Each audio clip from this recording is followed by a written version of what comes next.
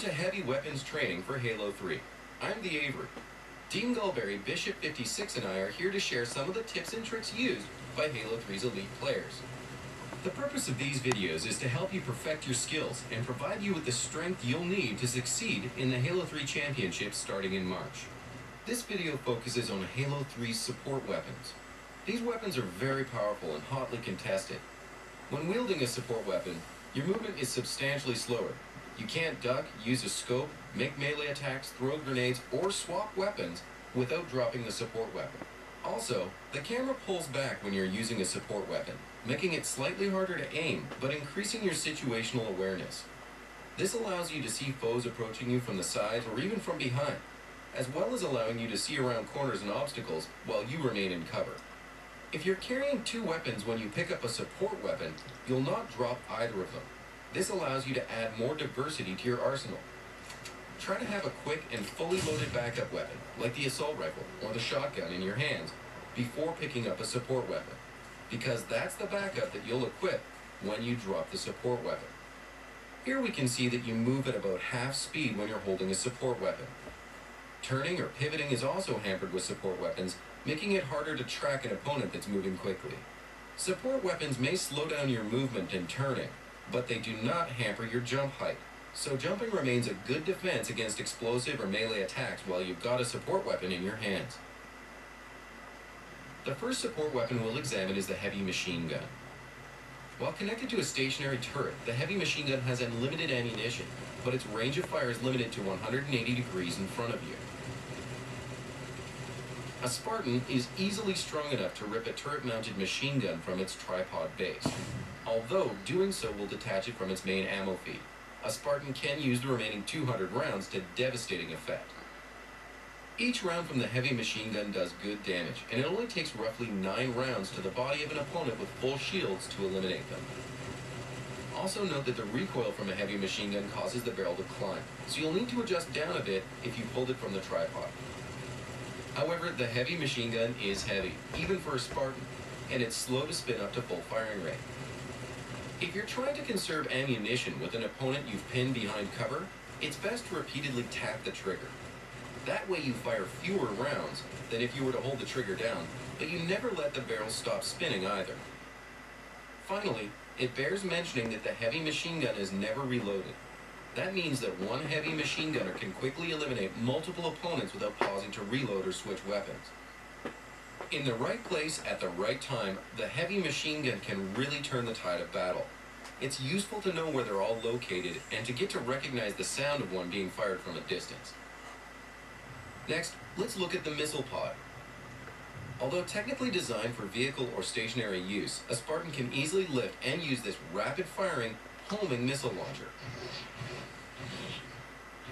Compared to the rocket launcher, each missile does slightly less damage and has a smaller blast radius, but missiles travel faster through the air, have a higher rate of fire, and their payload never needs to be reloaded.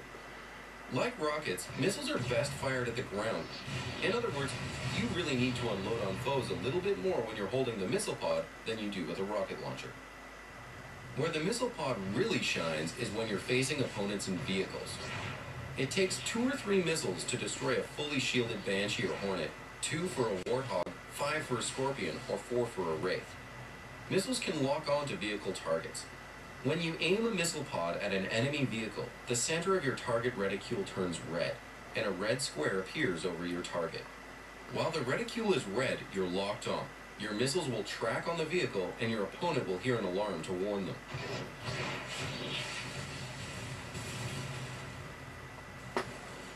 Note that your missiles won't lock on at extreme long range. Watch as the first missiles Bishop 56 fires don't home in on the target, but as the Banshee gets closer, subsequent missiles do, even though the reticule wasn't red when each of them was fired. Having a missile pod doesn't guarantee a kill on a vehicle, however. Skilled opponents in agile vehicles or ones near cover can still evade missiles, so try to catch them from above while they're out in the open or caught unawares. Then fire a series of missiles to eliminate them. A good strategy to surprise opponents in vehicles with the missile pod is to not aim at them until the last moment. That way they don't have the alarm to warn them. Finally, let's take a look at the flamethrower.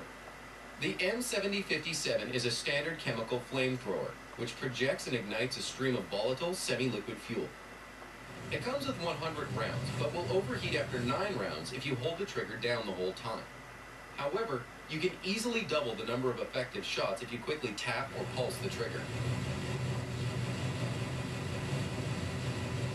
Each round fires a burst of flame a short distance that drops slightly as it travels. These flames will ignite anything they touch and continue to cause damage as they burn. If a flame round touches the ground, wall, or other objects as it travels, it continues to burn for a short time. One direct hit from the flamethrower will often not eliminate an opponent with full shields, even though they continue to burn. However, one round to the ground at their feet will often eliminate them, even if they continue to move away from the fire. To be sure, try to aim for the ground and hit each person twice. Players will take some damage as they move through flames on the ground or on walls, and will be quickly killed if they stay in the fire.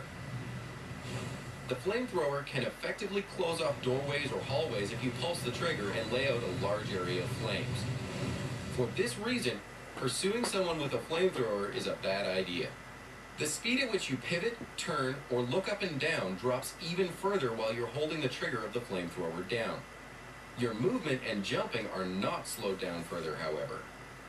This means you should try to use the left thumbstick to catch rapidly traveling foes instead of the right thumbstick. Watch as Dean Gullberry easily outpaces me while I hold the trigger down and try to turn in place.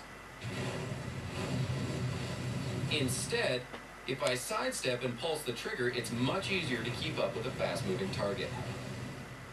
Flames can cause confusion because standing near fire causes the screen to fade and blur. It can be difficult to see if you're actually standing in the fire and taking damage or simply near it. Since it's difficult to see your shield meter near all that fire, listen for the sounds of taking damage or of your shields being depleted as you operate the flamethrower in close quarters. The flamethrower can be difficult to use, but with training, it can restrict your opponent's movement and quickly devastate entire groups of people. To learn more about this event, the Halo 3 Championship, or to register for the Play and Win, click on any of the banners that you see on Xbox Live that say Heavy Weapons Training. The Halo 3 Championship Tournament is sponsored by the U.S. Army. There's Strong, and then there's Army Strong. To learn more, visit GoArmy.com.